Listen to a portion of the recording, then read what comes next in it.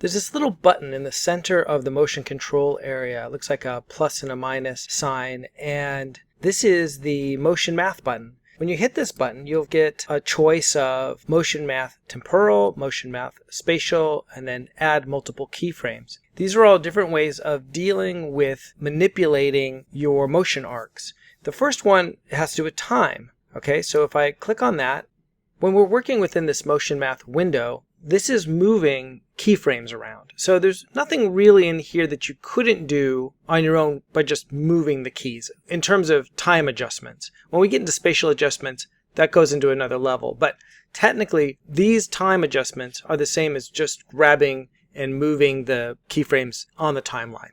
Let's take this beautiful green path here of pan, and let's say for some reason we just wanted to adjust the timing on pan.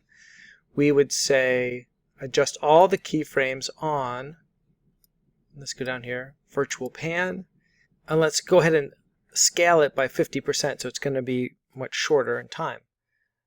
I say 50%, and you can see it's moved all those keyframes and it shortened the whole move of VPan into this area. There's another way you could go about it. You could just type it in here. If you know what 50% of your move is, you could type the frame number in there. I mean, if I say 25%, you'll see it squished it down over here to 25%. I don't want to have any of that happen, so I'm going to put it back out to 100% and say OK. Now, technically, all of those timing adjustments can be done from within the UI as long as you select everything, which means you have to make everything visual.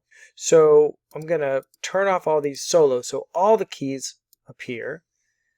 If I wanted all the keys to appear and I want to change the whole move, I could do that, grab the end and just look at the numbers and say, well, there it is at 50%. I could also solo pan. This is basically what we just did within that window, and grab this handle, and that's going to give us the exact same thing. Now we have a more advanced time control that's more precise called time warp, and we'll go over that in another tutorial. But again, here in the motion math window, you've got a lot of different ways to basically select what keyframes you're going to move on what axes. If you want to include DMX timing change there as well, you're selecting what keys from here, and then you're choosing how to adjust them over time. We also have this button called reverse mode that just reverses the move in time. So one way to do that here, if we say select all the keyframes on VPan, you say reverse move, it basically flops all the keys so that the first is the last and the last is the first. And I will cancel that so it goes back. Okay, now let's say you wanted to scale the move, not by time, but by physical space. So if the move takes place in a three-dimensional area, you want to shrink that dimensional area down. So you want to scale it down or up. This can be useful if you're matching shots that are in different scales, like a background that's maybe in a smaller scale and then a foreground element that's in a bigger scale, and you want to kind of put the two together. Again, it's the same button, but you go to Motion Math Spatial. And it looks very similar because you have the same basic idea, which is saying what keyframes, what area of the move do you want to be affected. Right now it's saying all keyframes, and it's looking at our move, which is frame 1 to 140. So it's basically picking up everything.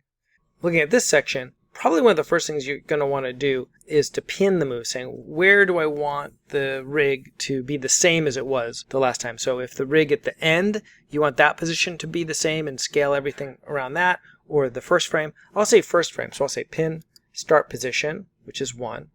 And now I'll write scale the move by 50%. And it's basically now shrunk the move in space by 50%. So all the way along these moves, instead of moving 5 inches, it's going to be 2.5 inches. Instead of 10 inches forward, it's going to move 5 inches. Or instead of 30 inches, it's going to move 15. So basically, it just scales everything smaller.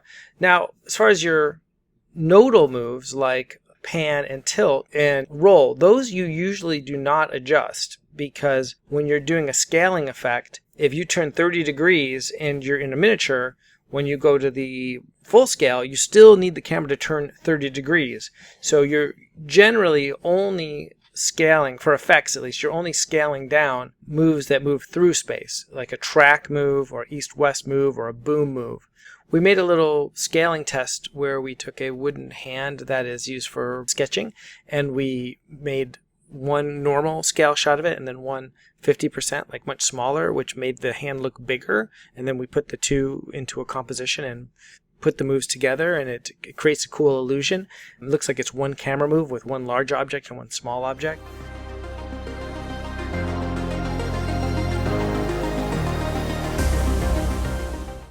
There's one more area here in the motion math window, which is add multiple keyframes. Now this is kind of interesting. You can basically drop keyframes on every frame if you want to. If you want to lock in a move, let's say we put a keyframe on every frame, and you see it does it automatically, which is kind of cool. And then you could go through here and unselect, where you want these to go. So let me just type that one in again. I think it'll redo it. Yeah, there we go. So now it's only on the north-south. And that could be useful if you, need to export something that has a position for every frame. Or you can also put a keyframe every 5 frames. We put this in there because we thought it might be interesting. Someone might need just a way to quickly put a key on every frame or every other frame. And if you're interested in more subtle controls of time stretching a move that you've already programmed, definitely check out the time warp tutorial.